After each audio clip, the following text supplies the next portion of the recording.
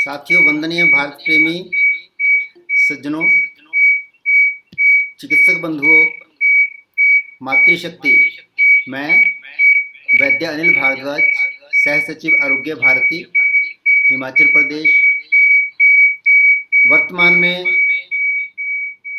राजकीय आयुर्वेद महाविद्यालय पपरोला में सह आचार्य के पद पर कार्यरत हूँ। मैं आप सभी का इस तरंग संगोष्ठी में अर्थात वेबिनार में हार्दिक अभिनंदन एवं स्वागत करता हूँ। जैसा कि आप सभी जानते हैं कि कोविड-19 की यह दूसरी लहर पूरे देश को अपने प्रकोप में जकड़ रही है। यह द्वितीय लहर बहुत ही आक्रामक है, मारक है, तेजी से फैलने वाली है। हम इस परिस्थिति का कैसे सामना करना है, कैसे बचना है, क्या करना है, हम सभी को इस विषय की जानकारी देने के लिए हमारे मध्य विशेषज्ञ वक्ता उपस्थित हैं। मैं उन विशेषज्ञों का भी हार्दिक अभिनंदन में स्वागत करता हूं। इस कार्यक्रम का प्रारंभ करने के लिए मैं मंच पर डॉक्टर निधि को आमंत्रित करता हूं कि वह ध्वनि स्तवन के साथ इस कार्यक्रम का प्रारंभ करें। डॉक्टर निधि।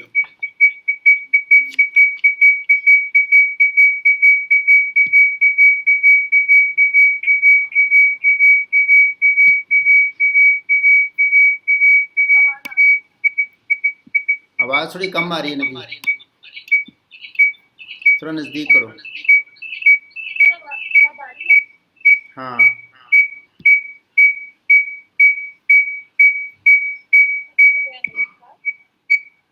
नमामि धन्वन्तरिमादिदेवं सुरासुरवन्द्यपादपद्मं लोकचराचरं भयविनाशं दातारमीशं विविधौषधीनां नात्वं काम्ये राज्यं न स्वर्गं न पुनर्भवम् काम्ये तप्तानां प्राणिनां मर्तिनाशनम्। धन्यवाद डॉक्टर निधि। धन्यवाद डॉक्टर निधि। अब मैं अपने आरोग्य भारती हिमाचल प्रदेश के प्रदेश सचिव डॉक्टर हेमराज जी से अनुरोध करता हूं कि मंच पर उपस्थित हों और हमारे आज के जो विशेषज्ञ हैं उनका परिचय कराएं और उनका स्वागत भी करें। डॉक्टर हेमराज जी।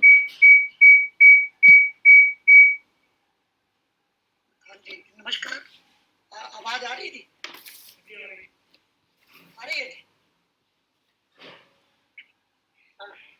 हाँ जी सर। आज की जी हरिओम जी। इस कार्यशाला सेमिनार में अच्छा जी। उपस्थित आज के हमारे मुख्य अतिथि डॉक्टर राकेश पंडित जी। डॉक्टर राकेश पंडित जी हम सभी के सुपरिचित हैं। आप एक कुशल चिकित्सक और एक कुशल हिमाचल प्रदेश सरकार में रहे हैं और वर्तमान में आप आरोग्य भारती के हमारे राष्ट्रीय सचिव के नाते काम देख रहे हैं। मैं आपका हार्दिक स्वागत करता हूं। इसके उपरांत आज के हमारे विषय विशेषज्ञ डॉक्टर विनोद सिंह जी, आप बाल्यकाल से ही राष्ट्रीय स्वयंसेवक संघ के स्वयंसेवक हैं। होगी बात है। एक वरिष्ठ कार्यकर्ता के रूप में हमेशा संघ से जुड़े रहे। आप जनरल सर्जन हैं और लगभग 15 वर्ष तक मेडिकल कॉलेज में आपने अध्यापन का कार्य किया है। एस व्यासा जो योग की यूनिवर्सिटी बेंगलोर में है, उसमें भी आप एज प्रोफेसर वहां पर उस विश्वविद्यालय में रहे हैं। आप चिंतक भी हैं और राष्ट्रीय आरोग्य भारती के आप राष्ट्रीय कार्यकारिणी के सदस्य हैं और विशेष रूप से जो स्वास्थ्य चिंतन का हमारा आयाम है उसमें आपका विशेष योगदान रहता है। मैं आपका इस सेमिनार में सभी हिमाचल प्रदेश के आरोग्य भारती की तरफ से हार्दिक स्वागत करता हूं, अभिनंदन करता हूं। धन्यवाद।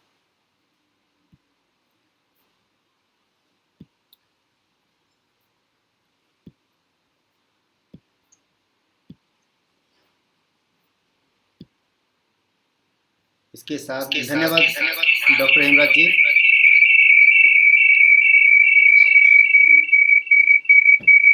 अब मैं हमारे आज के मुख्य अतिथि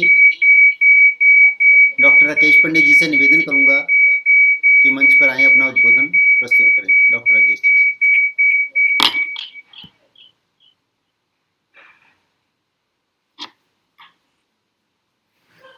आज के इस वेबिनार में एक्सपर्ट स्पीकर के रूप में उपस्थित प्रोफेसर डॉक्टर विनय सिंह जी, आरोग्य भारती हिमाचल प्रदेश के महासचिव डॉक्टर हेमराज शर्मा जी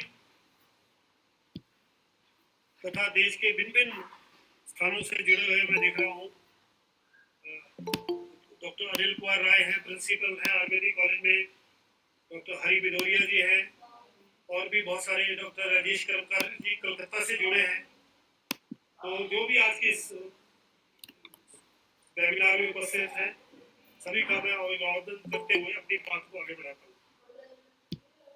कोविड 2.0 की मैनेजमेंट के बारे में इस विषय के ऊपर प्रोफेसर विनय सिंह जी ने दुनिया भर की जो रिसर्च आजकल हो रही है उसका एक तरह से तत्व निचोड़ निकाल के हमें प्रस्तुत करेंगे, ऐसा मुझे उम्मीद है।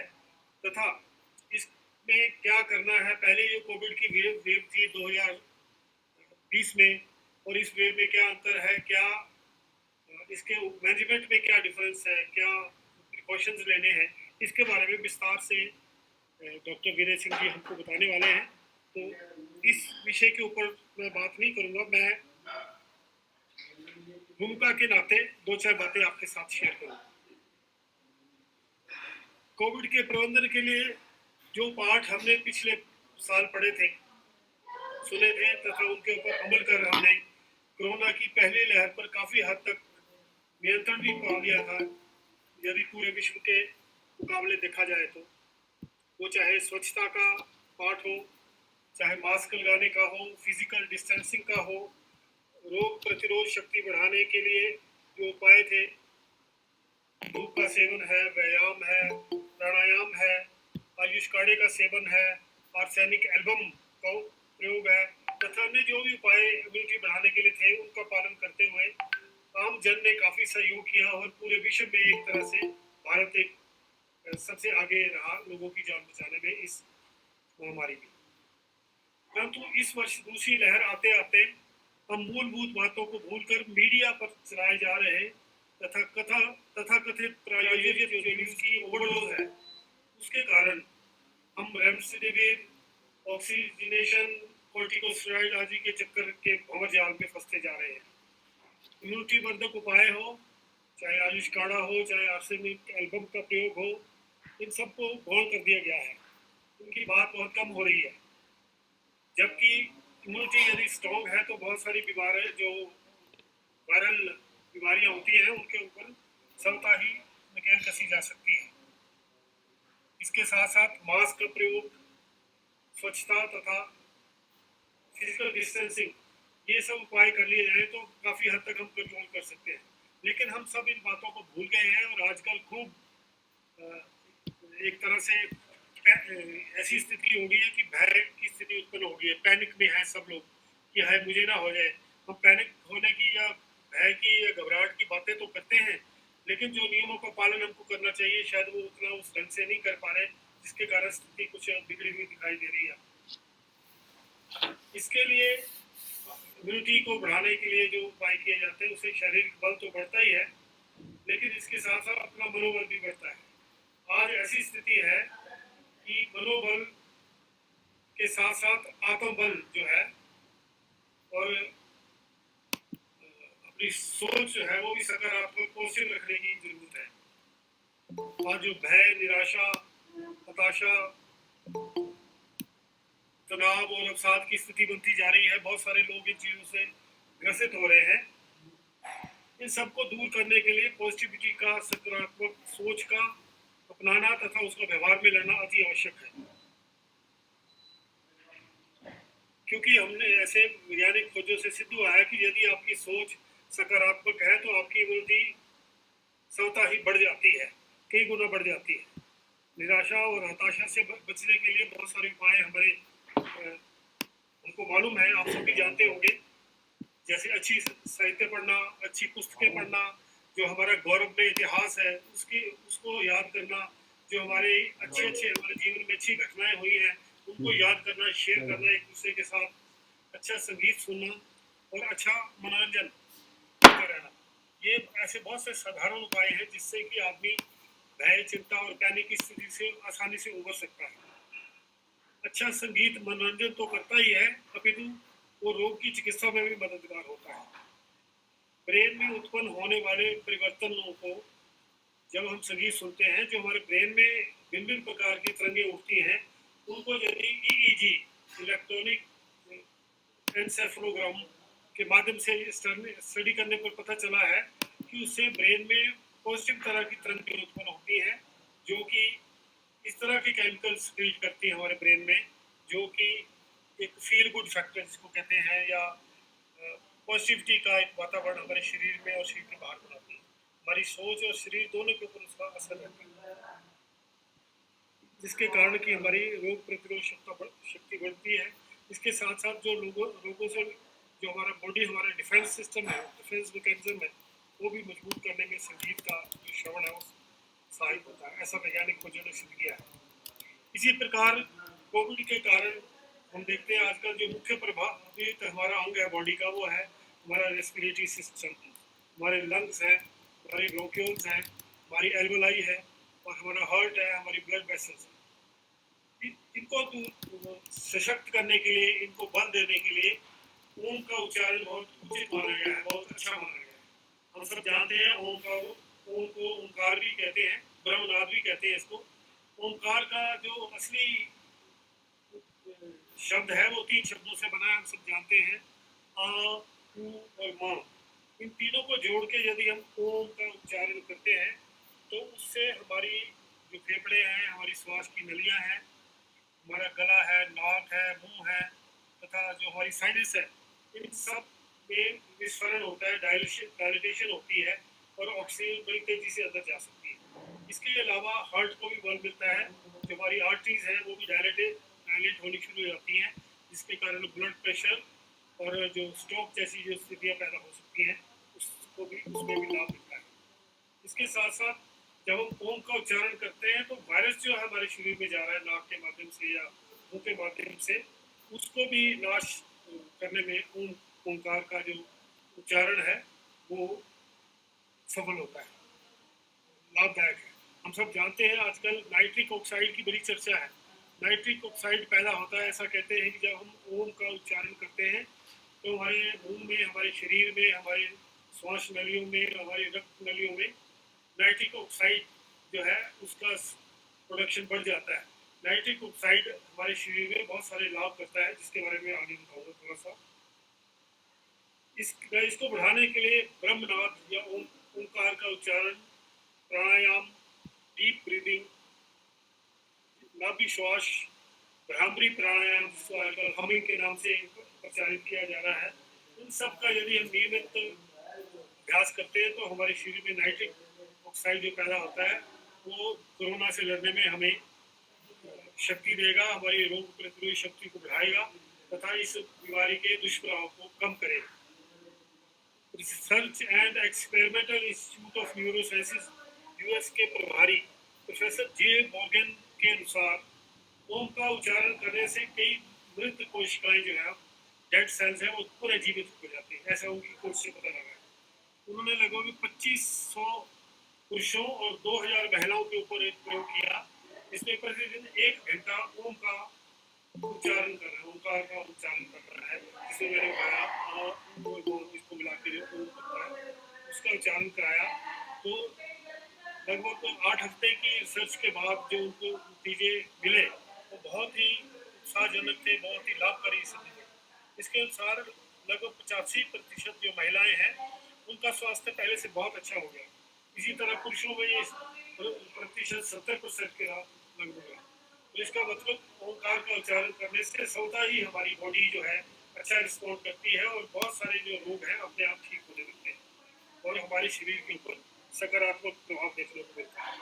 ऐसा ही एक जो शोध है वो all India medical institute Delhi में मेडिसिन विभाग के प्रोफेसर अनूप मिश्रा का है। उनके अनुसार, प्रोफेसर अनूप मिश्रा के अनुसार ओंकार का नियमित उच्चारण करने से हमारा जो ऑटोनोमिक सर्विस नर्वस सिस्टम है उसकी एक्टिविटी पर पॉजिटिव प्रभाव पड़ता है, जिसके कारण चिंता, तनाव, अवसाद, निराशा, हताशा तथा हाई ब्लड प्रेशर ये कम होता है। ऐसा उन्होंने वैज्ञानिक खोजों ने सिद्ध किया है भारत में भी। जो ओम का उच्चारण है वो हमारे ब्लड सर्कुलेशन को ठीक करता है। हमारी प्राणवायु ऑक्सीजन की जो ब्लड के साथ मिलकर अंदर जाने की जो प्रक्रिया है तथा जो पौष्टिक पदार्थ हमारे भोजन में होते हैं, न्यूट्रिएंट्स होते हैं, उनका एक सेल तक अच्छे ढंग से पहुंचना जो है सुनिश्चित होता है। तथा इसके साथ साथ जो हमारी बॉडी में नियमित तौर पर जो टॉक्सिन या विषाक्त पदार्थ पैदा होते हैं डे टू डे एक्टिविटी के कारण या पर्यावरण की दृष्टि के कारण जो हमारे शरीर के अंदर टॉक्सिन या विष पैदा होते हैं उनका शरीर से बाहर निकालना, वेस्ट प्रोडक्ट्स का डिस्पोजल जो है बहुत अच्छे ढंग से होने लगता है। भय, क्रोध, अवसाद और तनाव दूर होकर आशा होने लगती है हमारे शरीर में। ऐसा वैज्ञानिक खोजों ने सिद्ध कर दिया है। तो इस तरह आज कोरोना की इस काल में यदि हम ओम का उच्चारण ठीक ढंग से करते रहेंगे तो बहुत सी बीमारियों से हम स्वतः ही बच सकते हैं। नाइट्रिक ऑक्साइड के बारे में बात की मैंने। नाइट्रिक ऑक्साइड प्राणायाम से तो बढ़ता ही है। एक और जो है मेरा जो भोजन है उसमें बहुत सारे ऐसे पदार्थ हैं जो कि हमारे शरीर में नाइट्रिक ऑक्साइड को बढ़ाते हैं। इसमें नींबू तथा सिट्रस प्रजाति के जो खट्टे फल हैं, संतरा है, मौसमी है, दाड़िम है, अनार है, पत्तेदार हरी सब्जियां जिनमें पालक, मेथी, तोरी का साग, चुकंदर, बथुआ, इसी तरह बंद गोभी है, पत्ता गोभी जिसको हम कहते हैं, इसके साथ साथ चुकंदर है, उसमें भी नाइट्रिक ऑक्साइड बढ़ाने की बड़ी क्षमता है। चुकंदर है, लहसुन है और कच्चा प्याज खाना, तरबूज का आदि फलों का जो है उसका सेवन करने से भी हमारे शरीर में नाइट्रिक ऑक्साइड बढ़ता है। नाइट्रिक ऑक्साइड का प्रयोग हमारे शरीर में इन सब चीज़ों से बढ़ सकता है। इसके अलावा बादाम, काजू, पिस्ता, चिलगोज़ा, अखरोट, मूंगफली आदि जो सूखे बीज हैं, फल हैं, उनका प्रयोग भी हमारे शरीर में नाइट्रिक ऑक्साइड को बढ़ाता है। इन चीज़ों का प्रयोग करके हम शरीर में नाइट्रिक ऑक्साइड को बढ़ाते हैं, जो कि वायरस को एक तो नष्ट करती है, उसके साथ साथ हमारे जो रेस्पिरेटरी सिस्टम है, जो हमारी ब्लड वेसल्स है उनको डायलेट करती है, जिसके कारण ब्लड प्रेशर भी कम होता है और ब्लड सर्कुलेशन भी तेज होता है। हमारी जो लास्ट एल्विलाई है, हमारी जो ब्रोंक्यूल्स हैं, स्मॉल रेस्पिरेटरी वेसल्स हैं, वो सब डायलेट होती है, जिसके कारण ऑक्सीजन बहुत अच्छे ढंग से हमारे शरीर के अंदर चली जाती है। तो इस तरह छोटे छोटे उपाय करके हम अपने शरीर में इम्यूनिटी को बढ़ा सकते हैं। जो वायरस हमारे शरीर में आ रहा है उसका हम मुकाबला बहुत ही साधारण चीज़ों से हम कर सकते हैं। इन सब के साथ साथ जैसे मैंने पहले कहा, सकारात्मक सोच और सकारात्मक व्यवहार है हमारा, वो भी इसमें बहुत बड़ा लाभकारी है। ये हमारे रोग शक्ति को बढ़ाता है, ऐसा कि वैज्ञानिकों ने सिद्ध किया। समाज सेवा के लिए जो लोग अपना समय निकालते हैं, अपना ध्यान देते हैं या अपना सहयोग करते हैं या अपनी जो भी उनके पास टेक्निकल एक्सपर्टाइज है उसका प्रयोग लोगों के भले के लिए करते हैं, उससे भी जो हमारे शरीर के ऊपर अच्छा प्रभाव पड़ता है। हम आरोग्य भारती के इस प्लेटफॉर्म के ऊपर, जैसे हम सब जानते हैं, आरोग्य भारती सभी चिकित्सा पद्धतियों का एक सेवा संगठन है। तो सेवा भावी लोग इसमें जुड़ते हैं। तो हम जनता से भी, आम लोगों से भी हम आह्वान करना चाहेंगे कि संकट की इस घड़ी में यदि हम सकारात्मक सोच रखते हुए लोगों को जो मुसीबत में फंसे हुए हैं उनके लिए यदि हम सहायता उपलब्ध करते हैं, उनके लिए कोई किसी प्रकार की भी यदि हम सहायता मदद या उनको अवेयर करके ही उनकी हेल्प करते हैं तो ना केवल समाज का भला होगा, कोविड से भी हमें जल्दी मुक्ति मिलेगी, साथ साथ में हम अपना स्वास्थ्य भी ठीक रख पाएंगे। मुझे लगता है कि आज के इस वेबिनार में मुझे इतना ही कहना चाहिए। मैं आगे के लिए डॉक्टर अनिल भारद्वाज जी को आमंत्रित करता हूँ, अगली कार्रवाई जारी रखें। धन्यवाद। धन्यवाद डॉक्टर राकेश जी, बहुत ही उत्तम और सधे हुए कम शब्दों में आपने विषय को बहुत ही बढ़िया तरीके से आपने हमारे सामने रखा। लोगों को इसका बहुत लाभ होगा और इसका पालन भी करेंगे। ज़्यादा ना कहता हूँ, मैं सीधा हमारे आज के expert speaker doctor Vinay Singh ji से निवेदन करूँगा कि वो मंच पर प्रस्तुत हों, अपना उद्बोधन लेकर हमारा मार्गदर्शन करें। डॉक्टर विनय सिंह जी। नमस्ते, मेरी आवाज़ आ रही है? कोई दिक्कत नहीं है? जी आ रही है, ठीक आ रही भाई, ठीक है। तो मैं अपना बैकग्राउंड बता दूं, क्योंकि 15 साल में सर्जन था और मेडिकल कॉलेज में, और वो भी इमरजेंसी सर्जन, ट्रॉमा सर्जन। तो मिनट का और सेकंड का हिसाब और एक सिलसिलेवार सोचने की ऐसी ट्रेनिंग हो गई। और फिर मैंने कंप्यूटर्स में मास्टर्स किया तो थोड़ा और उस तरह से एक एल्गोरिथमिक सोचने की ताकत पड़ी। 5 साल जो मैं इस व्यासा में रहा प्रोफेसर के रूप में, मेरा जीवन बदल गया। और ज्ञान की जो है भारतीय जो अपना वाङ्मय है, उसका जो ज्ञान का जो थोड़ा सा बहुत ही हल्का ऐसा जब जानने का मौका मिला, तब समझ में आया कि हम कहाँ थे। और पश्चिमी विज्ञान अभी वहाँ पहुँच रहा है जहाँ अब वो थोड़ा थोड़ा समझने लायक हो रहा है। मैं कई एग्जाम्पल है, लेकिन आज का विषय उससे रेलेवेंट नहीं है, तो मैं आज के विषय के रेलेवेंस में रखूंगा। तो सबसे पहले मैं ये जो पॉइंट बता रहा हूँ, जो आज के दिन सबसे जरूरी है। आपका शायद स्पीकर ऑन है, ये माइक ऑन है? धन्यवाद। तो वो जो राकेश जी ने विषय लाया है वो है पैनिक, एक्सट्रीम एंजाइटी। हम सब चिकित्सा क्षेत्र से जुड़े हुए हैं और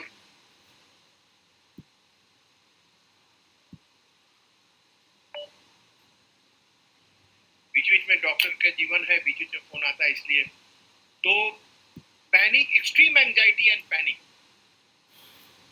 अब ये जो है सो हाइपोथैलेमस, इसका जो एक एक्सिस है ब्रेन से बॉडी का जो कनेक्शन है, एक एक सेल, शरीर का एक एक सेल, वो 20% तक ऑक्सीजन रिक्वायरमेंट बढ़ जाती है। लड़ाई की तैयारी है, खून मोटा, चीनी अधिक, रेस्पिरेशन हाईएस्ट लेवल पर, ग्लूकोज बर्निंग, ऑक्सीजन चाहिए।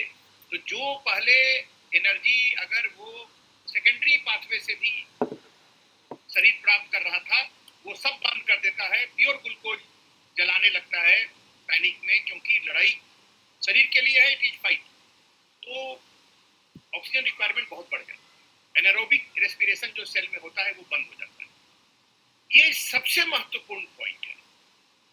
एक नहीं, ऐसे कई जिनका 84, 86, 88, मैं आधे घंटे में 45 मिनट में, कल शाम को ही एक स्वयंसेवक, मेरा खुद का दिल धड़कने लगा। आप समझ सकते हैं डॉक्टर को जब, और उनके भैया रोते हुए, 88 था, यंग आदमी, हमारा वलय का यहाँ कार्यवाह है। और मैंने देखा, उसके बाद मैं तुरंत उसको प्रोन वेंटिलेशन में ले गया। प्रोन वेंटिलेशन का सबसे इंपॉर्टेंट पॉइंट है, आप जो लेटे, आपके पेट और बेड के बीच में हाथ घुस सके, पेट बिछावन पर टच नहीं करना है, कुल्हा के नीचे 3 तकिया और यहाँ पर अगला सीना और ठुड्डी के पास, और बीच में ये ऐसा लटका रहेगा, पेट टच नहीं करेगा बिछावन पर, प्रोन वेंटिलेशन। और सामने मैंने हनुमान जी का चित्र रखवाया तुरंत। तो जब वो पट हो गया तो चौकी पर, तो सामने मैंने और कहा, जो सुमिरे हनुमत बलबीरा, उसको देखो, छोड़ दो हनुमान जी पर, जो बुझाए। अपना करेंगे वो। 88 से 92 हो गया, उधर ऑक्सीजन सिलेंडर की खोज हो रही थी, 92 हो गया, खबर भी आया कि फिर एक नहीं 2 सिलेंडर मिल गया। आज सुबह बात हुई, सोए हैं रात में वो हमारे बंधु, और आज सुबह में 94-95 है।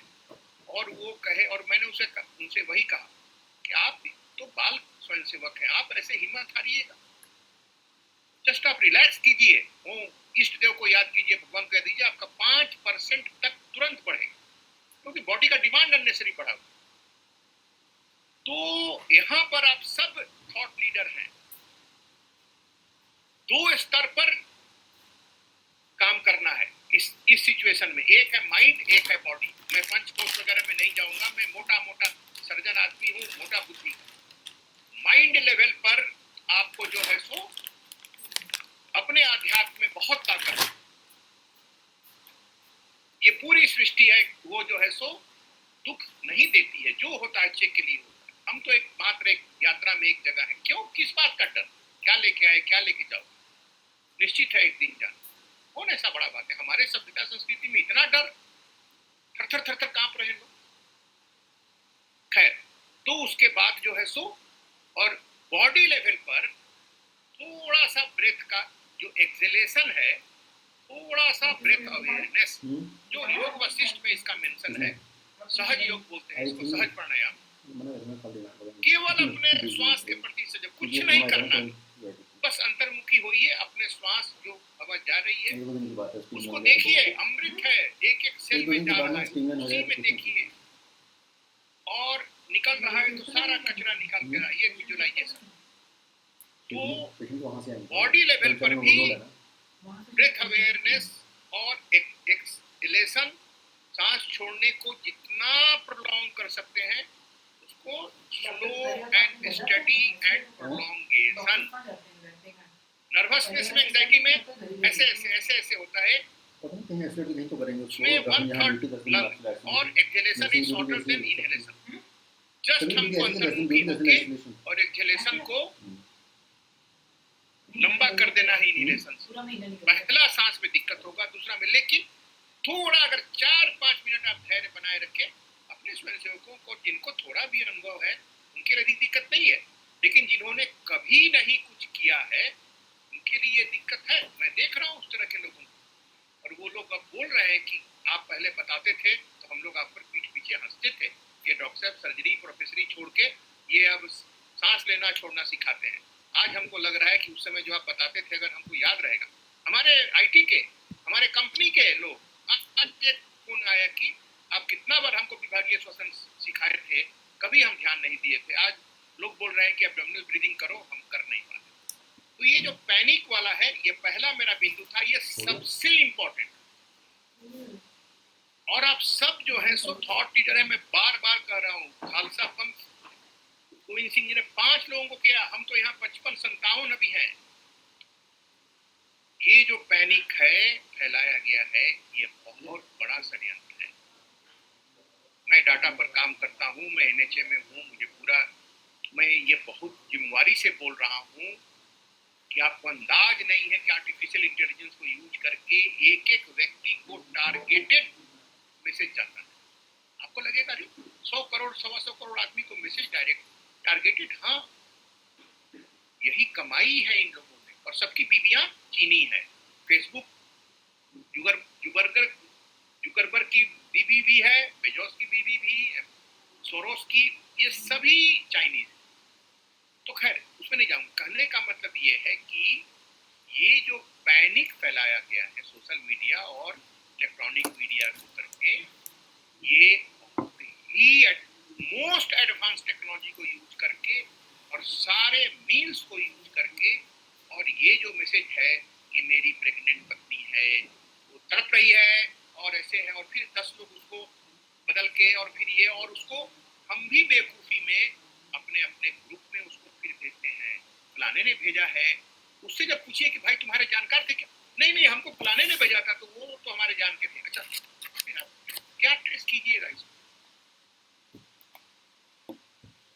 तो हम सबका पहला कर्तव्य है कि पैनिक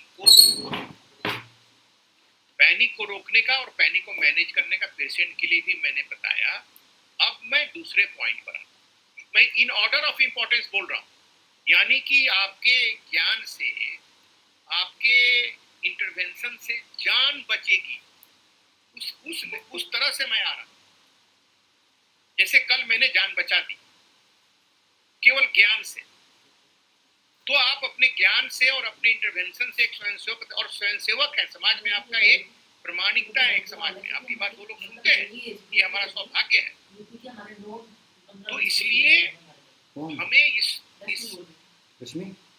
पूरे कैंपेन को, miss information, disinformation and panic creation campaign को ब्रेक करना है, और जो लोग अफेक्टेड हैं उनको कैसे करना है, ये एक विषय था। ये सब आप अब दूसरा विषय में आ रहा है। पहले 3 दिन आप सब अनुभवी लोग हैं, आप समाज में देख रहे हैं क्या होगा। पहला 3 दिन में ही तय होता है कि वायरस आपको चित करेगा कि आप वायरस को चित कीजिए। क्या करना है हमें 3 दिन, क्या कर रहे हैं लोग? सर्दी खांसी बुखार हुआ, कुछ लोग हैं डिनायल मोड में जाते हैं, अरे कुछ लोग हैं जो पैनिक मोड में जाते हैं, कुछ लोग जाके लाइन में लग जाते हैं PCR कराने के लिए, कुछ लोग जो है सो कुछ का कुछ। जिस समय इस पहले 3 दिन में हम सब डॉक्टर हैं, लेकिन ध्यान नहीं है रेस्ट। हमारे प्रोफेसर थे मेडिसिन के, पहला लाइन हमेशा लिखते थे, complete rest, complete bed rest.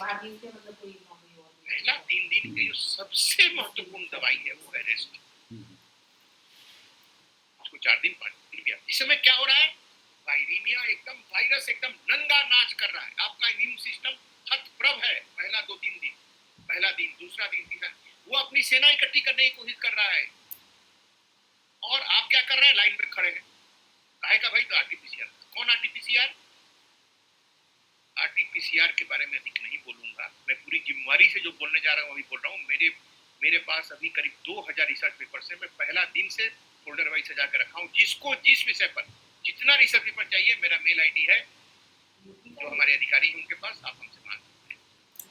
RTPCR as of today is incapable of differentiating between COVID flu and non COVID flu. Why? RTPCR reverse transcriptase बोलते हैं इसको, क्योंकि आरएनए वायरस है ये, तो इसको पहले रिवर्स करना पड़ता है ट्रांसक्रिप्टेज से डीएनए में, और डीएनए को एम्प्लीफाई करने के लिए पॉलीमरेज यूज करते हैं, इसीलिए इसको पॉलीमरेज चेन रिएक्शन पीसीआर बोलते हैं।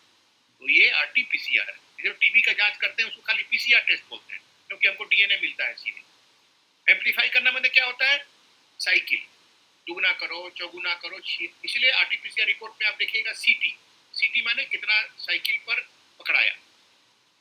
लेकिन जो सबसे महत्वपूर्ण बात है कि किस टेम्पलेट के अगेंस्ट इसको टेस्ट किया जा रहा है, फर्मा क्या है जिसके अगेंस्ट इसको मिलाया जा रहा है कि भैया ये है कि नहीं है। ये फर्मा ये बना है क्रिस्टल रोस्टन की कंपनी है जर्मनी में, उसने ये बनाया, इसमें जर्नल है, आप कोई भी जाके इसको चेक कर सकते हैं। चाइना ने उसको रिफ्यूज कर दिया वायरस देने से।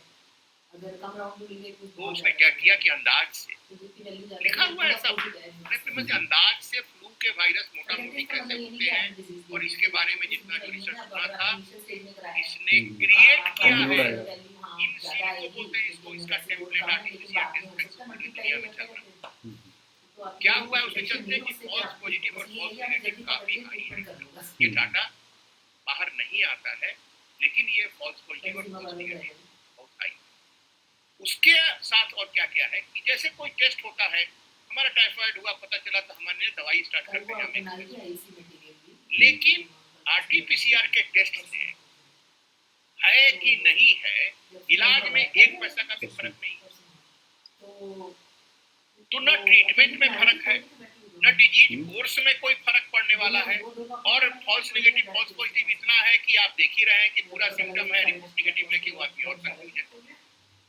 तो मेरा दूसरा आग्रह है, आप सभी लोग जो थॉट लीडर्स हैं, मैं सरकार की नीति के खिलाफ जाने की नहीं बोल रहा हूँ। जो भी नियम है जिस जगह में, जिस प्रांत में, सूचना दे दे भैया, SMS कर दो, एक नंबर है सरकार का, आप व्हाट्सएप कर दो, आप मेल लिख दो, भैया मुझे ऐसे ऐसे लक्षण हो रहे हैं, बुखार है और ये है वो है, और आप कृपया जो है सो सैंपल आके मेरे घर पर, मेरा पता ये है, मेरा आधार नंबर ये है, मेरा पैन नंबर ये है, आपको जितना इन्फॉर्मेशन देना है आप भेज दो, आपको 5 मिनट का कष्ट होगा, पर आपने अपना नागरिक का दायित्व अपना पूरा किया, और आगे है उनकी व्यवस्था, आके सैंपल ले जाते हैं, 2-4 घंटा आगे पीछे होगा, कोई दिक्कत नहीं है, क्योंकि न जांच के पॉजिटिव निगेटिव से कुछ नहीं फर्क पड़ने वाला है, ना ट्रीटमेंट में, न डिजीज के प्रोग्नोसिस में, न कोर्स में, और न किसी चीज में। डाटा के लिए जरूरी है तो अपना डाटा भेज ले जाएंगे, उसको अपना आके जांच ले जाएंगे। ऐसे हमारे जितने भी लोग हमारे अंडर में हैं, मैंने जिस मेरे मैनेजमेंट में 100 से ऊपर लोग हैं पूरे भारत में, सब ने ये पॉलिसी किया और सबकी टेस्ट हो गई, एक आध दिन आगे पीछे हुआ, हुई, रिपोर्ट भी आ गई, एक दो की फॉल्स नेगेटिव आई, बाकी लोगों की ठीक ठाक पॉजिटिव आई है। तो दूसरा पॉइंट जो मैं ये रख रहा हूँ, आप सबको इस पर सोचना है कि जो विधि सम्मत जो है, जो आपसे उम्मीद है, वो उतना भर आप करें, एक्स्ट्रा एफर्ट नहीं करें। RT-PCR के लिए कोई एक्स्ट्रा एफर्ट, कोई एनर्जी, कोई दौड़ धूप, कोई पैरवी, क्योंकि इसका कोई फायदा नहीं। उम्मीद करते हैं कि आप सब सहमत होंगे, मैं बाद में थोड़ा समय रखेंगे, हम लोग थोड़ा सवाल जवाब कर लेंगे। तो दूसरा विषय मैंने ये रखा, इसलिए पहला 3 दिन में ऊर्जा समय बर्बाद नहीं करें। अब पहला 3 दिन में क्या करना है वो आप सबको पता है, आराम करना है सबसे जरूरी, 1 नंबर दवाई, दूसरा नंबर दवाई पानी खूब पीना है, सिकंजी, मट्ठा है ना, जो जो लिक्विड से खूब हाइड्रेशन रखना है। तीसरा क्या है, खूब हल्का भोजन करना है। लीवर, क्योंकि लड़ाई में अभी सेनापति है लीवर, लीवर पर हमको स्ट्रेन नहीं देना है, कचौरी जलेबी नहीं खाना है, तेल मसाला नहीं खाना है, बहुत पतली खिचड़ी, क्योंकि लीवर को हमको रेस्ट देना है। और रेस्ट देने का एक और तरीका सबसे जरूरी क्या है, 7 बजे के बाद कुछ नहीं खाना है, 6-7 बजे, क्योंकि रात में लीवर अपना बेचारा बहुत सा काम करता है, ब्रह्म मुहूर्त से 2 घड़ी पहले, दोपहर पहले, तो उसमें जो है सो, इसलिए हमें रात में बहुत जल्दी खाना है। तो हो गया, जल्दी rest, plenty of fluids, light diet.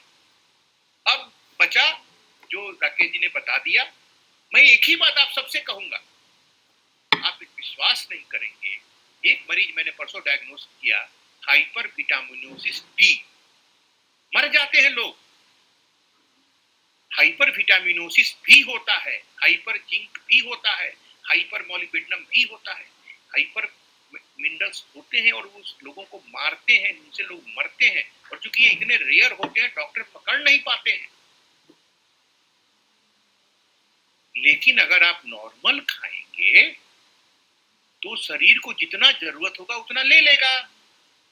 तरबूजा, खरबूजा, संतरा, मौसम्बी, राकेश जी हमारे गुरु हैं, हमारे बड़े भाई हैं, सीनियर हैं और ज्ञानी हमसे अधिक है, उन्होंने बताया है, लेकिन मैं तो 5-6 फल बता रहा हूँ, जितना मन है खाओ, थाली थाली भर कर तरबूजा खाओ, खरबूजा खाओ, जितना शरीर को जरूरत होगा। जिंके का है, मॉलिब्डेनम का है नहीं, मैंगनीज का है नहीं, manganese is even more important in immunity, even more rare minerals, chromium is even more important in immunity। Chromium दो भैया सबको, खाली जिंक पर काहे बेच रहे हो। और विटामिन डी वहां दिया जाता है उस देश में जहां सूरज भगवान नहीं निकलते हैं। मैंने इंग्लैंड में काम किया, मैं फूट फूट के रोता था, सुबह 8 बजे एकदम अंधेरा, भारत की याद आती थी। अरे यहाँ तो तेल लगा के सरसों का 10 मिनट धूप में बैठ जाओ, 15 मिनट में 6 महीना का विटामिन डी मिल जाएगा नेचुरल। अब आइए पैरासीटामोल, दवाई की तरह लोग दे रहे हैं 3 बार। पैरासीटामोल क्या करता है, 2 काम करता है, एंटीपायरेटिक है और एंटी इंफ्लेमेटरी है। एंटी इंफ्लेमेटरी इसका वीक है, तो एंटी इंफ्लेमेटरी जो इसका प्रॉपर्टी है, वो शरीर का पैर नीचे खींचेगा, वायरस से जो आपकी प्रतिरोधक क्षमता लड़ रही है उसमें शरीर का पैर खींचेगा पीछे, जो कि एंटी इंफ्लेमेटरी है। और पहले 5 दिन की मैं सारी बात बोल रहा हूँ, don't confuse with the second week of anti inflammatory. जो पहले 5 वीक का, जो पहले 5 दिन का जो कहानी है, ठीक पलट जाता है कई मामलों में दूसरे हफ्ता में ये बीमारी में। तो आप क्या करता है, वो टेम्परेचर का जो पॉइंट होता है थर्मोरेगुलेशन का, उसको 2 डिग्री 3 डिग्री कम कर देते, खींच के नीचे कर देता है जबरदस्ती। Paracetamol works that. क्या होगा, आपका शरीर पसीना होगा, पसीना सूखेगा, शरीर से पसीना जब निकलेगा ताप भी साथ मिलेगा, आपका टेम्परेचर कम। लेकिन उसने तो आर्टिफिशियली नीचे किया है। फिर जो है सो क्योंकि हमारी इम्यून सिस्टम को टेम्परेचर चाहिए लड़ाई के लिए, शरीर के लिए फायदेमंद है, फिर टेम्परेचर को ऊपर करने की कोशिश करेगा तो पैरासीटामोल नीचे करेगा, शरीर ऊपर करेगा, शरीर इसमें टूट जाता है और किडनी पर बहुत खराब असर पड़ता है पैरासीटामोल। तौलिया भिजा के, जिसको स्पॉन्जिंग बोलते हैं, वो आज के दिन भी गोल्ड स्टैंडर्ड है टेम्परेचर कम करने। गोल्ड स्टैंडर्ड में बोल रहा हूँ। तो अगर 102 से ऊपर है, अगर बुखार लग रहा है, तकलीफ हो रही है, मोटा तौलिया टैप वाटर में भिजा के गार के उसे पीठ पोछो, पानी सूखने दो, फिर पेट पोछो, पानी सूखने दो, फिर पीठ पोछो, पानी सूखने दो। इस तरह से करके 10 मिनट में, और जिनको शीतली शीतकारी सदंत आता है 7 से 8 मिनट में, 10 मिनट में 2 डिग्री नीचे हो जाए तो बुखार का उपाय हो गया। अब रही जो बाकी आजकल जो है सो भांति की दवाइयां हो रही हैं, उसमें मैं डिटेल में नहीं जाऊंगा। आप सबके पास इंफॉर्मेशन है, प्रोटोकॉल से भी रिमूव हो गया है। और हमारे जो जिनका हमने किताब पढ़ी थी अपने मेडिकल कॉलेज में, उससे हमारे ग्रुप का कई इंफॉर्मेशन भी है। एजिथ्रोमाइसिन, डॉक्सीसाइक्लिन, आइवरमेक्टिन, इसका कोई रोल नहीं है।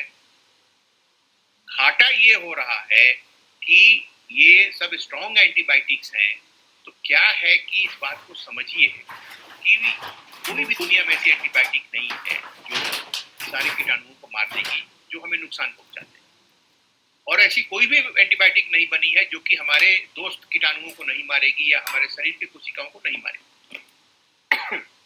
तो क्या हो रहा है कि these antibiotics are selecting the more harmful bacteria। आप समझिए, मारेगा किसको ये लोग? जो बेचारा कम कमजोर है, तो जो सबसे बदमाश है, सीडोमोनास है या फंगाई है या माइसीलियम, बहुत सा इस तरह का जो रेयर सब है, सब जो इधर उधर फेफड़ा में बहुत कम, उसको मैदान पूरा जगह मिल जाता है। देखो सेकेंड वीक में जो रेजिस्टेंट निमोनिया हम देख रहे हैं, इवन फंगल निमोनिया देख रहे हैं, वो इस तरह के अंधाधुंध पागल एंटीबायोटिक खाने से। ऐसे कि एक मेरे केस अभी मेरे अंडर में है, जिसको एंटीबायोटिक वो कब से खा रही है उसको याद नहीं है। उसका शरीर क्या हो गया है कि कुछ भी खाती है उल्टी हो जाता है, और कुछ भी खाती है तो लैट्रिन हो जाता है। बुखार भी आ रहा है, जा रहा है। आज 23वां दिन है, उसको खुद याद नहीं है कि हम शुरू से व्हाट्सएप देख देख के क्या क्या दवाई खाएं। उसके शरीर का बैंड बच गया। यंग है इसलिए जिंदा है, मैं तो इतना कह रहा हूं ब्लंटली। तो कहने का मतलब है कि पहला 5 दिन में हम सबको ये आत्मविश्वास होना चाहिए और उसको तर्क के साथ समझाना चाहिए कि इतनी दवाएं और इतना ही है। अब आइए वायरस का इलाज और वायरस की कुटाई और उसकी विदाई। भ्रामरी से ऐसे वायरस मर रहे हैं, 2 दिन से 3 दिन में 99% वायरस का किलिंग है। ये सैनोटाइज का, मेरे पास सारे रिसर्च पेपर्स हैं, जिनको चाहिए मैं सब दे दूंगा। तो 15 से 20 मिनट भ्रामरी करना है, खूब मन लगा के। नकार, भ्रामरी में नकार होता है और नाद अनुसंधान में मकार होता है। तो चाहे तो ओंकार का म में अधिक स्ट्रेस दीजिए,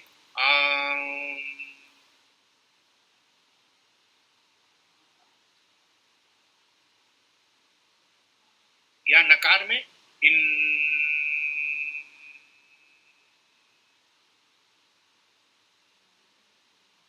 तो जैसा बताया राकेश जी ने, हमिंग करना है हमें।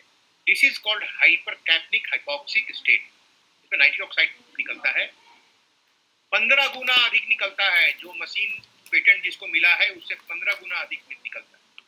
और कहाँ निकलता है? सेल के अंदर, जहां पर वायरस अंदर घुसा हुआ है। मशीन जो पेटेंट मिला है अभी इजरायली कंपनी को, वो नाक में घुसा के नाइट्रिक ऑक्साइड देगा, बाहर देगा। यहाँ सेल कहाँ प्रोड्यूस हो रहा है नाइट्रिक ऑक्साइड? सेल में, जहां बगल में वायरस है। दूसरा, वो लंग के भी सेल्स में पैदा हो रहा है। उससे क्या फायदा हो रहा है कि लंग में जो 2-4 पहुंचे हुए हैं अर्ली वायरसेस, उनका भी खात्मा होता है। तीसरा, जैसा राकेश जी ने बताया, ये ब्लड वेसल्स में ही प्रोटीन होता है, तो जो थ्रोम्बाई का जो प्रीडिस्पोजिशन है, जो क्लॉटिंग का प्रीडिस्पोजिशन है, उसको भी ये नकारता है। भ्रामरी मेरे हिसाब से, जो मेरा थोड़ा बहुत अध्ययन है, और माँ सरस्वती की जो भी मुझ पर कृपा है, मैं कहता हूँ कि भ्रामरी इस वायरस का रामबाण, इसको आपको 15 इसको करते रहना है और इसको आगे जो है सो आगे भी अपने जीवन में शुमार कर लेना है। दिन में 1 बार या 2 बार भ्रामरी का, संध्या काल, सुबह और शाम। यहाँ पर मैं एक चीज बहुत ध्यान से कहना चाह रहा हूँ कि एक में परिवार में किसी को हुआ, टेस्ट के चक्कर में नहीं पड़ना है। इस बार इतनी इन्फेक्टिविटी हाई है कि सभी पूरे परिवार को कोरोना उत्सव के रूप में इसको अब लेना है ना। अब हम कोरोना उत्सव मनाएंगे आज से, बम बम एकदम मस्त, है ना। रूटीन गुनगुना पानी से गिलोय की 2 घनबटी सुबह सुबह, उसके बाद थोड़ा स्ट्रेचिंग ये वो करके नित्य क्रिया से निवृत्त होके, उसके बाद एब्डोमिनल ब्रीदिंग, उसके बाद अधम श्वास, उसके बाद भ्रामरी, उसके बाद थोड़ा सा स्टीम, उसके बाद गार्गल, स्टीम में अजवाइन दीजिए, गार्गल में हल्दी और सेंधा नमक। उसके बाद इस समय इतना कचरा निकलेगा कि आपको आश्चर्य होगा। लोग हमको बता रहे हैं कि सूखी नाक से इतना करने के बाद कहां से डॉक्टर साहब इतना काला पीला कचरा निकल रहा है, समझ में नहीं आ रहा। पूरा पूरा निकलता है, ठीक है। तो ये पूरी क्रिया करके उसके बाद 10 मिनट मकरासन में लेटना है, छुट्टी अपना रख के, और उस समय ध्यान करना है कि ये सारे जो है सो हमारे सेल स्वस्थ हो रहे हैं और वायरस को हमारे शरीर के जो लड़ाकू सेल्स हैं वो उनको सुला के और शरीर के बाहर फेंक दे रहे हैं। मारपीट नहीं देखना चाहिए। हमारे सनातन दर्शन में हमें पॉजिटिव विजुअलाइजेशन करना है, उनको सुला के और बाहर फेंक दे रहे हैं। ये 10 मिनट आप सोना नहीं है, मकरासन में विजुअलाइज करना है। ये पूरा संच जो है सो आधा घंटा का से 45 मिनट का आपको 3 बार खाली पेट कम से कम करना है, सुबह, उसके बाद फिर दोपहर में खाना के पहले, और रात में तो जल्दी खाना है, 6-7 बजे ही खा लेना है, तो उसके पहले। तो ये 3 टाइम जो करना है, सुबह में थोड़ा सा उसमें जोड़ देना है। सुबह में क्या हुआ, आपकी नित्य क्रिया जुट गई, और नीचे में क्या जुट गया, 10 मिनट तेल लगा के धूप में रहना, तब स्नान करना, तब नाश्ता करना। तो पहला पॉइंट, गुनगुना पानी गिलोय घनबट्टी और नित्य क्रिया हट जाएगा, और नीचे का तेल लगाना, धूप में बैठना और स्नान हट जाएगा। बीच का जो 3 से 7 नंबर पॉइंट है, ये आपको दिन में खाना के पहले खाली पेट और रात में खाना के पहले या शाम के खाना के पहले खाली पेट, यानी 6-5-6 बजे। अगर थोड़ा सा आप रात में सोने के पहले, अगर आप 9-10 बजे तक जगे हुए हैं, खाना तो नहीं खाना है, लेकिन उस समय आप अगर थोड़ा सा ये कर लें, भ्रामरी थोड़ा सा अगर स्टीम ले लें और गार्गल कर लें तो बहुत अच्छा रहेगा, क्योंकि रात भर वायरस जो एक्शन करे उसमें थोड़ा सा रुकावट आएगा। तो लेट, या अगर आप सो भी माने आप आराम भी कर रहे हैं, तो एक बार 10 बजे उठ के कम से कम स्टीम ले लें और गार्गल कर लें, थोड़ा भ्रामरी करके, तो अच्छा रहेगा। तो 4 बार हो जाएगा, 3 बार कम से कम जो है सो करना ही है। तो ये जो है सो पहले 5 दिनों का है। इसमें एक और चीज, तो मैंने ये बता दिया पैनिक के बारे में, टेस्ट के बारे में, फर्स्ट 5 डेज के मैनेजमेंट के बारे में। इसमें एक चीज हम सबको बहुत अधिक ध्यान रखना है और सबको बताना है। बहुत लोग अभी ये जान के हो रहा है या गलती से हो रहा है कि कॉर्टिकोस्टेरॉइड पहले दिन से या जर्नी शुरू कर, ये जानलेवा साबित हुआ है। मैंने कल ही एक केस पकड़ा है, डॉक्टर थरथराने लगा। मैंने कल यही पूछा कि भैया तीसरा दिन उसका सांस फूलने लगा, तो हमने क्या हुआ है। तीसरा दिन तो हम पहला केस ऐसा देख रहे हैं, तीसरा दिन ब्रीदिंग ब्रीथलेसनेस, तो समझ गया। डॉक्टर से माफ कर दीजिए, इससे हम इतना डिटेल में नहीं गए थे। अभी क्या है कि एक बुडेसोनाइट करके एक इनहेलर आया है, दैट इज एरो, ये इनहेल्ड कॉर्टिकोस्टेरॉइड है। ये इंग्लैंड में एक लैंसेट में आया है आर्टिकल। तो अर्ली स्टेज में कुछ लोग इसको रिकमेंड कर रहे हैं, उससे बहस नहीं है मेरी, उसका प्लस माइनस में मैं नहीं जा रहा हूँ। इनहेल करने से वो खतरा नहीं है, इंजेक्शन या टैबलेट लेने से जानलेवा साबित हो सकता है। तो मेरा जो ये एरिया था, ये मैंने कवर किया, फर्स्ट 5 डेज का, टेस्ट का, और क्या देना है क्या नहीं देना है, क्या रोल है क्या नहीं रोल है, बुखार का, दवाओं का, एंटीबायोटिक का क्यों नहीं देना है, क्यों हमें विटामिन की गोलियां नहीं देनी है, नेचुरल खाना पीना से करना है। अब आगे का 5वें दिन से आगे का 6ठे दिन का मैं खाली 2 मिनट में बता देता हूँ। 3 ही दवा का रोल है। चौथी दवा नहीं है, अगर चौथी दवा कोई बता दे, साबित कर दे, मैं जो है सो अपनी डिग्री डाल के फेंक दूंगा और मैं डॉक्टरी छोड़। ऑक्सीजन एसेंशियल है, अगर SpO2 90 से कम है, 92 से कम है तो आप ऑक्सीजन दीजिए और 1 पॉइंट लो डोज में दीजिए, जस्ट उसको 92 मेंटेन रखना है, आंधी तूफान नहीं मचाना है। 98 99 पहुंचाने की कोशिश इडियोटिक है, बहुत ऑक्सीजन इसमें वेस्ट हो रहा है। पेशेंट के लोग आग्रह कर रहे हैं 98 नहीं आया, 96 ही आ रहा है, बहुत गलत हो रहा है। 92 93 पर ही मेंटेन करना है, हमें कोई उसको मैराथन थोड़ा दौड़ाना है, उसको जिंदा रखना है। ऑक्सीजन अभी पूरे भारत में most precious resource, oxygen is essential, उसके बारे में मैंने बता दिया।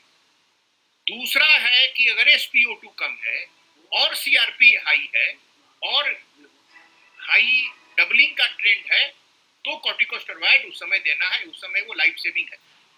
डेक्सामेथासोन 6 मिलीग्राम 2-2 मिलीग्राम का टैबलेट 3 टाइम, या मिथाइलपेप्टिसोलन 50-60 मिलीग्राम, कॉर्टिसोन हेमिसक्सिनेट 150 मिलीग्राम 200 मिलीग्राम, तो ये मैंने प्रोपोर्शनेट डोज, ये डेली 4-5 दिन तक ये लाइफ सेविंग है इन्फ्लेमेटरी रिस्पॉन्स के चलते, जो CRP से इंडिकेट होता है।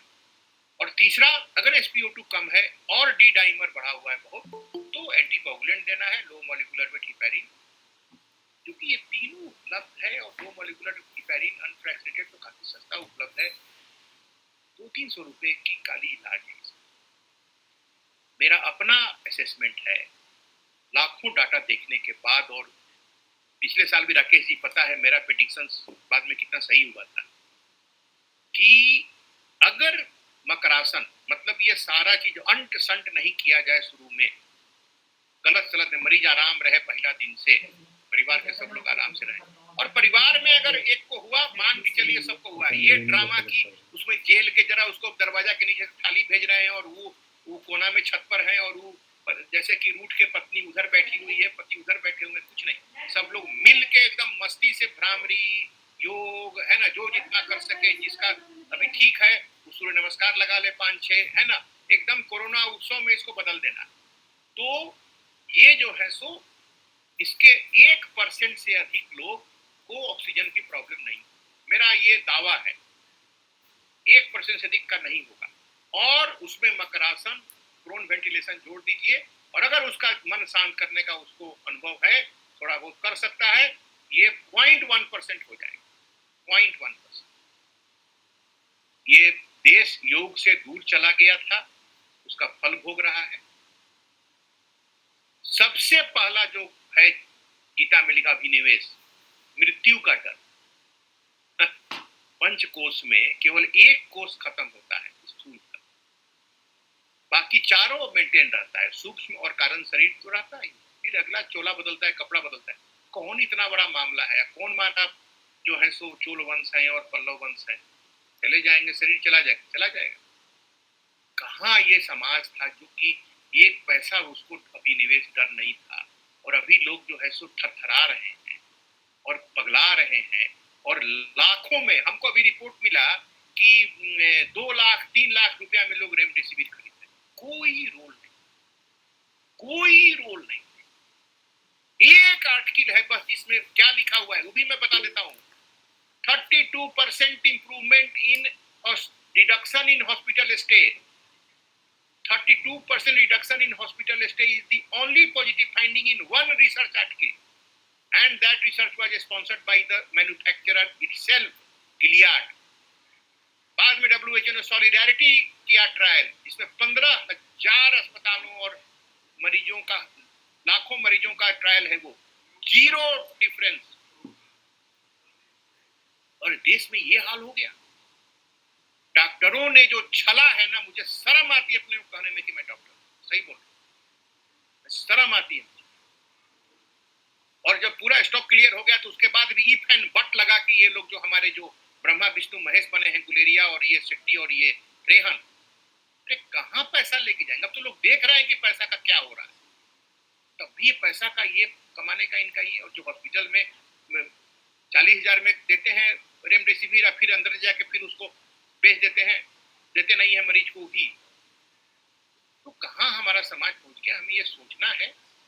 तो 6ठा दिन टेस्ट कराना है, 9वां दिन टेस्ट कराना है, CBC, CRP और डी डाइमर, आप समझ गए, CBC से NLR रेशियो निकालते हैं, CRP से इन्फ्लेमेटरी रेस्पॉन्स देखना है, D डाइमर से कोगुलेशन देखना है। ये 6ठे दिन करना है, 9वें दिन करना है, 12वें दिन करना है, 15 दिन करते रहिए आराम से, SpO2 नापते रहिए। 6ठा दिन से SpO2 नापना शुरू कर देना और 2 बार 6 मिनट का रिस्क वॉक लेके चेक करना है। अगर 4% से अधिक फॉल होता है वो भी सिग्निफिकेंट है। बस टेम्परेचर 2 टाइम और 6ठे दिन से ऑक्सीजन 2 टाइम, और ये सब अपना करते रहना है। और इस हिसाब से जो है सो अपने को रिलैक्स रखना है।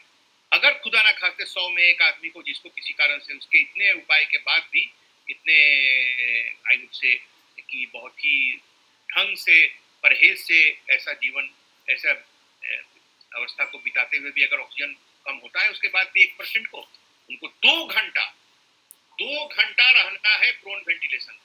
एक बहुत अच्छा वीडियो है, डॉक्टर रविंद्र है मेदांता के कार्डियोथोरेसिक के, बहुत सुंदर वीडियो है, GTV का भी है और एक और कल ABP न्यूज में भी उनका आया था, वो अवेलेबल है, मैं लिंक शेयर कर दूंगा उसका। मैंने ये भी बना लिया है गूगल ड्राइव पर, शेयर भी लिंक भी बना दिया है। ये हम सबको देख के उस वीडियो को, पहले तो हम लोग जितने 57 लोग हैं हमें उसको एकदम समझ लेना है और हमें रोज 5 आदमी को बताना है, तो हम 10 गुना कम कर देंगे हॉस्पिटल पर लोड। जैसे ही 2 घंटा आप रहेंगे प्रोन वेंटिलेशन में, आपका 90 से ऊपर चला जाएगा, आपको भी कॉन्फिडेंस आ जाएगा। और उसके बाद फिर 2 घंटे बाएं करवट, 2 घंटे दाएं करवट, 2 घंटे उसके बाद ऐसे बैठ, ऐसे कोई एक तकिया रख के, और फिर 2 घंटा, फिर रात में सोइए 6 घंटा। तो ये जो है सो इतना एक एल्गोरिदमिक जो है सो मैनेजमेंट प्रोटोकॉल के रहते हुए पूरा देश पागल हुआ है। और इसके पीछे मुझे बहुत अफसोस के साथ कह रहा हूं कि उसमें हम ही उसके कारण हैं, डॉक्टर्स ही कारण हैं। मैंने कई डॉक्टरों को बोला कि क्यों नहीं आप बोलते हैं, तो बोलते हैं कि दूसरे डॉक्टर हम पर हंसेंगे, रेमडेसिविर का कोई रोल नहीं है, टोसिलिजुमैब का कोई रोल नहीं है, पेरेंटीवीव का कोई रोल नहीं है, नया नाम ये निकाल रहे हैं बात। और 2 लाइन SpO2 के अलावे किसी का कोई वैल्यू नहीं है, CRP, CBC, D डाइमर का। और HRCT के बारे में सावधान करना चाहूंगा। HRCT में there are lot of interpretation issues and it brings no value, SpO2 is the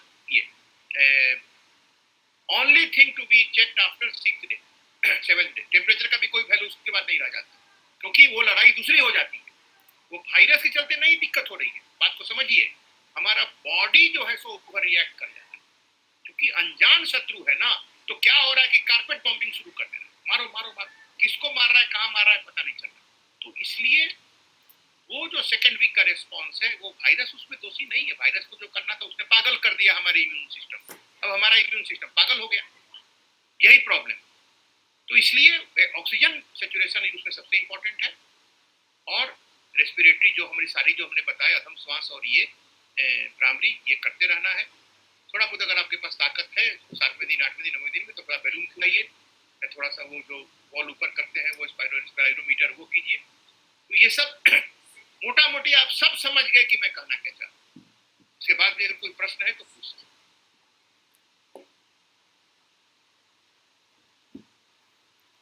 धन्यवाद प्रोफेसर डॉक्टर विनय सिंह जी। अब मेरा अनुरोध रहेगा, आप हमारे आज के जो प्रतिभागी जुड़े हुए हैं, किसी के मन में कोई प्रश्न हो तो वो अपना माइक ऑन करके प्रश्न पूछ सकता है। सर, क्या मैं क्वेश्चन पूछ सकती हूँ? जी हाँ। हेलो सर, आपने बहुत अच्छा इंसाइट दिया regarding the COVID and the things which we are supposed to go through. मेरा question, am I audible, sir? Speak slowly. Okay. My question is the new strain which has been found out in India currently. There are several strains, and when you say the false positive test of RT-PCR and the template is in silico, how are we going to is there any way for validating the new strain which we as Indians are facing and the RT-PCR which can be reconfigured?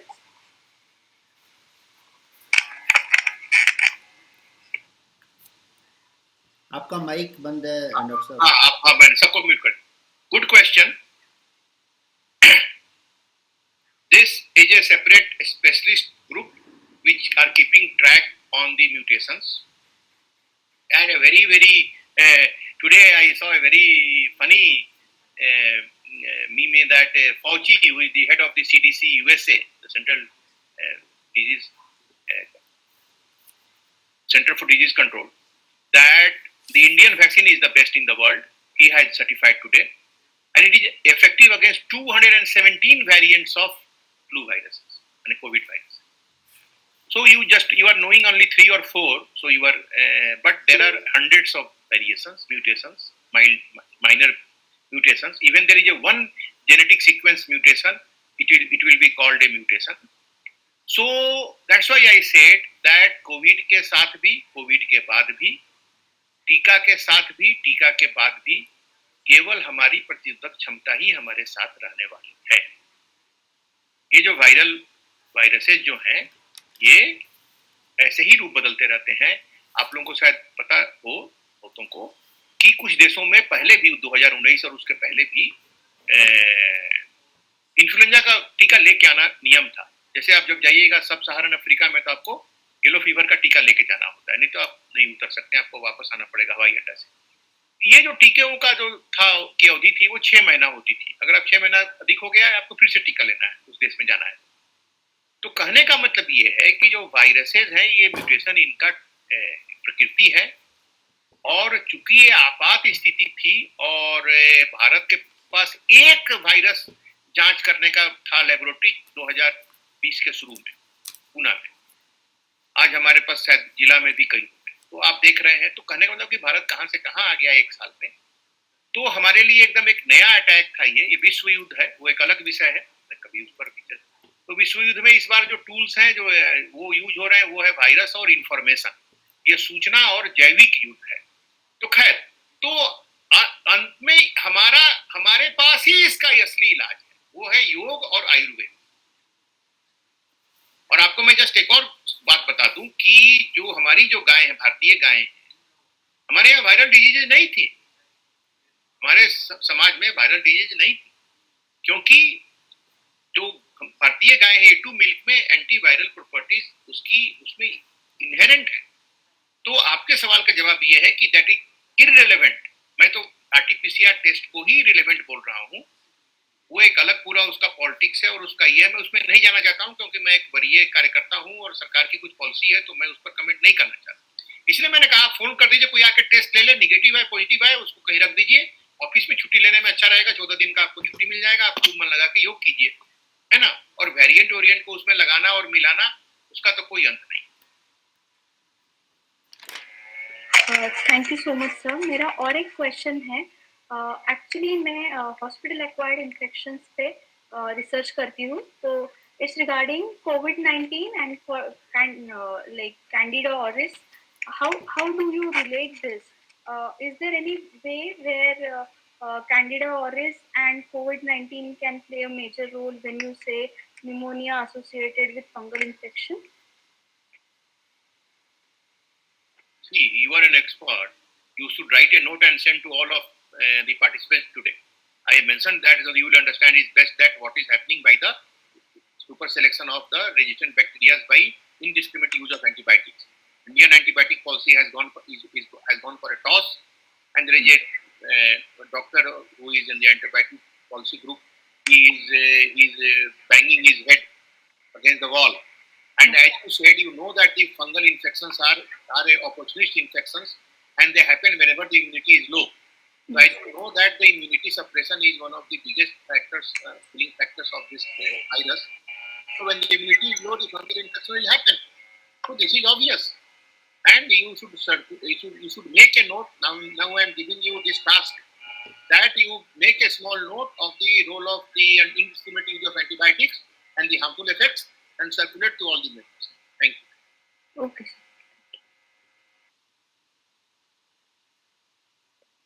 Hello sir.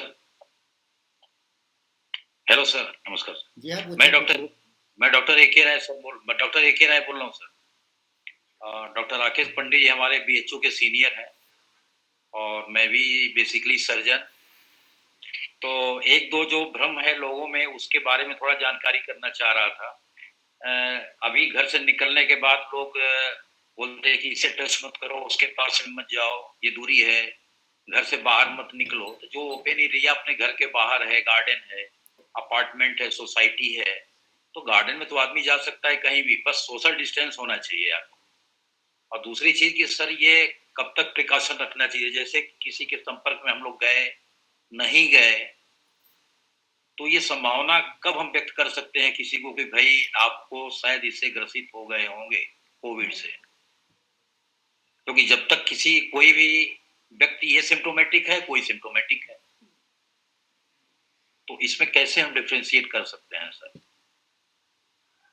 जैसे garden में हम गए, जाना चाहिए नहीं। समझ गए जी, समझ गए। आप हमारे सीनियर हैं। ऐसा है, इसका डाटा के हिसाब से भी मैं बोल रहा हूँ, और कि मैंने बताया शुरू में, आप अपना माइक म्यूट कर, गूंजने लगे। आप भी अनिल जी, आपका भी ऑन है। तो स्टेप बाय स्टेप सोचने की मेरी आदत है और मैं उस पर काम करता हूं, और मैं प्रोबेबिलिटी पर काम करता हूं। 1% के लिए और 0.1% के लिए मैं नहीं बात करता, मैं 99 के लिए बात करता हूं, यानी 99%। और मेरा ये बहुत रिस्पॉन्सिबल रूप में मैं ये बोल रहा हूं कि आज के दिन इस सेकेंड वेव में हर व्यक्ति को ये मान के चलना है कि मुझे वायरस से भेंट हो गया। अब मैं सिम्टोमेटिक रहूं कि सिम्टोमेटिक रहूंगा, ये तो समय बताएगा। लेकिन आज से ही जो ये प्रोटोकॉल है, ये प्रोटोकॉल हम सबको फॉलो करना चाहिए। इस बार इतनी इन्फेक्टिविटी है, आप तो देख रहे हैं कि एक परिवार में किसी को हो रहा है तो सबको हो ही जा रहा है। तो इसलिए अब हमें इस चक्कर में नहीं पड़ना है ना। ये इसमें बहुत एनर्जी और टाइम वेस्ट हो रहा है, लेकिन क्योंकि अब सरकार की पॉलिसी कुछ कारण से, क्योंकि वहां पर क्या है कि ऐसे लोग बैठे हुए हैं जो जान के भ्रमित कर रहे हैं हमारे नेतृत्व को, वो एक अलग विषय। तो अभी क्या होता है कि आप बहुत एफिशिएंट हैं, अनिल जी बहुत एफिशिएंट है, तो अनिल जी को ऐसा काम लगा दो कि चलो भैया ये छत पर, ये दीवार पर चढ़ो उतरो दिन भर करते रहो, तो आपका एफिशिएंट, तो आप उसको एफिशिएंटली करते रहेंगे योगी जी की तरह या मान लीजिए मोदी जी की तरह। तो ये अलग विषय है। तो इसलिए हमें प्रैक्टिकल होना है। हम लोग जो इसमें अभी आए इतने लोग, हम लोगों को ये समझना है, सबको बताना है कि भाई ये मान के चलो कि हमको अपडेट हो गया है। मास्क इसलिए पहनिए कि लोग आपको घूरेंगे कि आप मंगल ग्रह से आ गए हैं या आपको कहीं घुसने को नहीं मिलेगा, इसलिए आप पहनिए, मैं ऐसे कहता हूँ।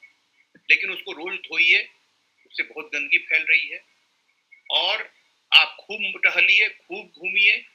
मेरा जहां मैं रहता हूँ यहाँ पीछे लेक है, उसमें जो है सो बंद करने की बात हुई है, हुआ हम लोग को, और काफी लोग हैं जो हम लोग सब, वो तो मास्क भी नहीं लगाते हैं। तो कहने का मतलब ये है कि वायरस से सबको भेंट हो गया है, और हमको जो प्रिकॉशंस लेने हैं वो उस आधार पर लेने हैं। और हमें जो ये योग करना है, we have to build our breathing capabilities. ब्रह्म मुहूर्त में उठना, खूब रगड़ के योग करना, खूब मन लगा के प्राणायाम करना, है ना, गिलोय खाना और हल्का खाना खाना, फल खूब खाना, ये करना, बस ये हम वायरस पर विजय प्राप्त करेंगे।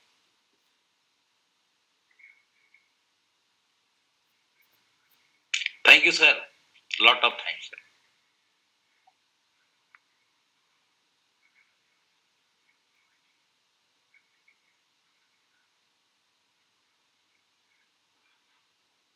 और किसी का कोई प्रश्न हो तो पूछ सकते हैं।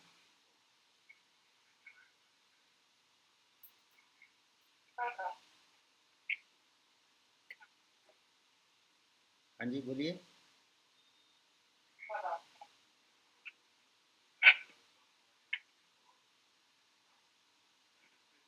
सर प्रणाम, मैं वाराणसी से डॉक्टर मीनाक्षी बोल रही हूँ। जी मीनाक्षी जी पूछिए। जी सर, एक चीज आपसे ये मैं समझना चाह रही थी, जैसे घर पे जो मैनेजमेंट कर रहे हैं उनमें से एक पेशेंट है हमारे फैमिली में ही, उनको खांसी बहुत ज्यादा आ रही है, मतलब खांसी है, बट ही इज लाइक कि मुझे जाकर एडमिट करना है। उनका फ्रेंड लोग प्रेशराइज कर रहे हैं कि नहीं, go and gate admitted in hospital, otherwise it won't be मतलब क्योर्ड, तो क्या इस तरीके का फियर अगर आए तो उसको कैसे मैनेज करना चाहिए? एंड उनको इन्फेक्शन है भी। ये मैंने बता दिया।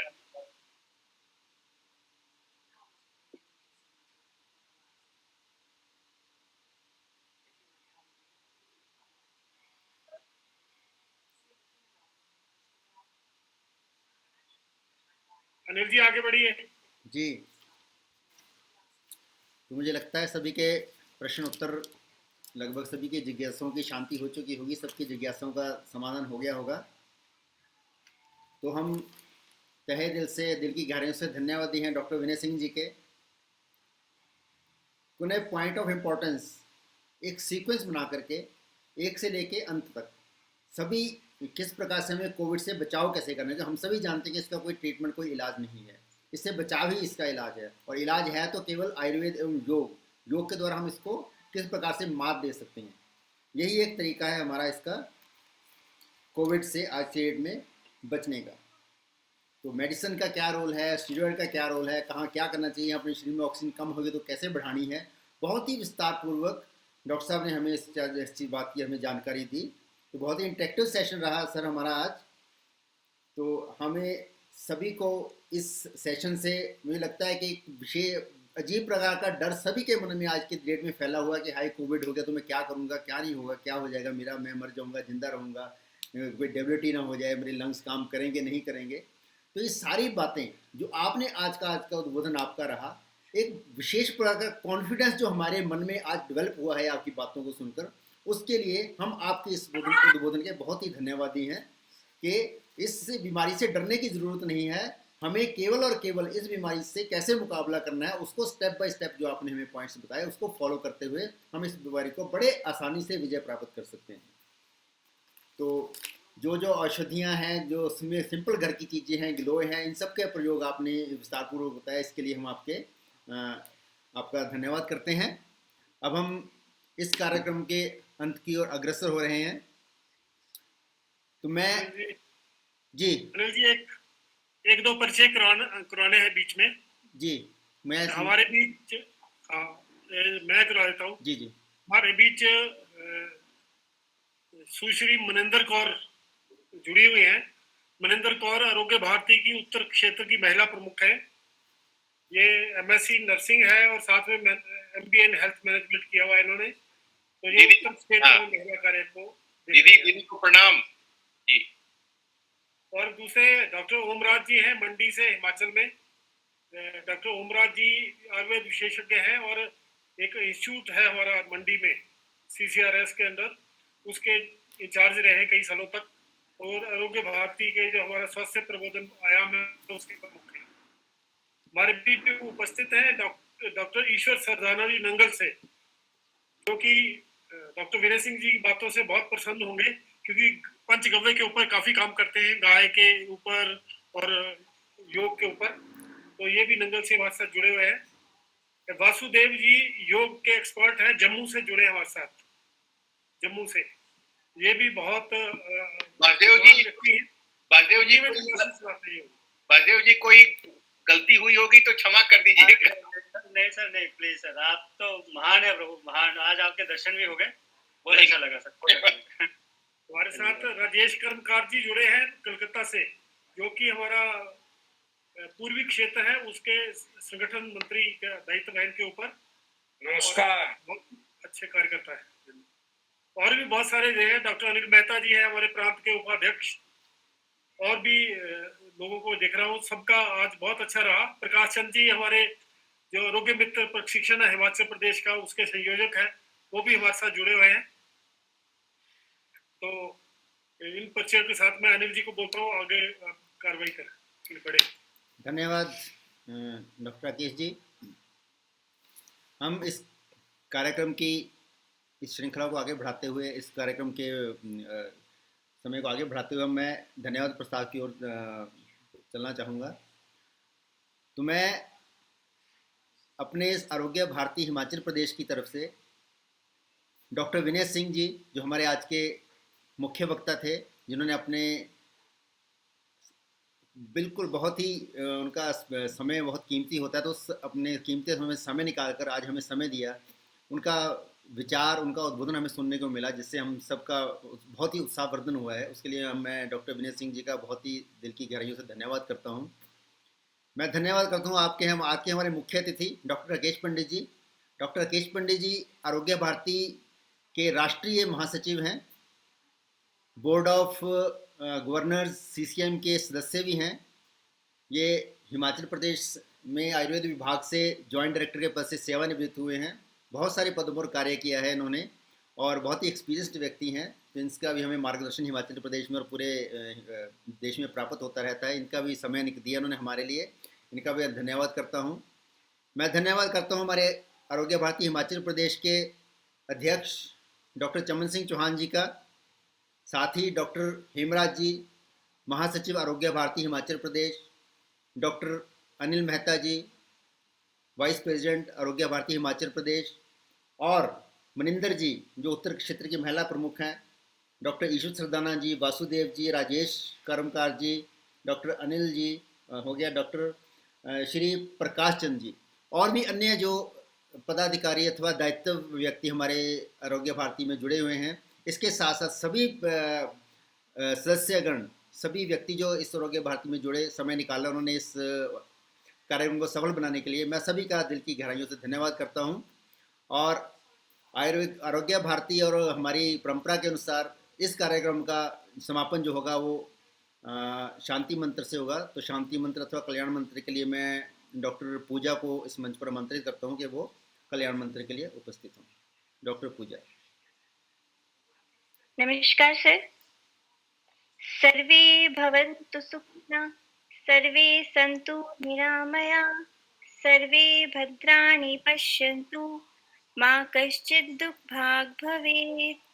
ॐ द्यौः शान्ति अन्तरिक्षद्वं शान्ति पृथिवी शान्तिरापः शान्ति औषधयः शान्ति वनस्पति शान्ति विश्वे देवाः शान्ति ब्रह्म शान्ति सर्वं शान्ति शान्तिरेव शान्ति सामा शान्तिरेधि। ओम शांति शांति शांति। धन्यवाद डॉक्टर पूजा। इस शांति मंत्र के साथ ही हमारा आज का कार्यक्रम संपन्न होता है। मैं पुनः सबका धन्यवाद करता हूँ। नमस्कार। नमस्कार, धन्यवाद। धन्यवाद।